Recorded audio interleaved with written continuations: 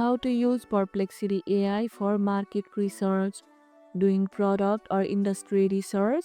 Here's how to turn Perplexity AI into your market research assistant.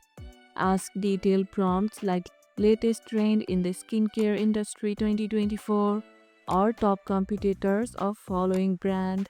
Perplexity will generate summaries based on current articles, reports, and data. You can refine your source by following up with specifics like target demographics, market share comparison, or recent news. What industry are you researching right now?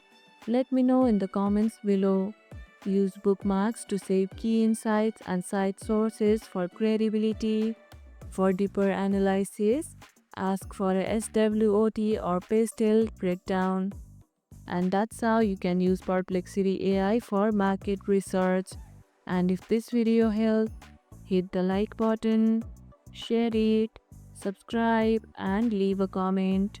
Thanks for watching, and I'll see you in the next one.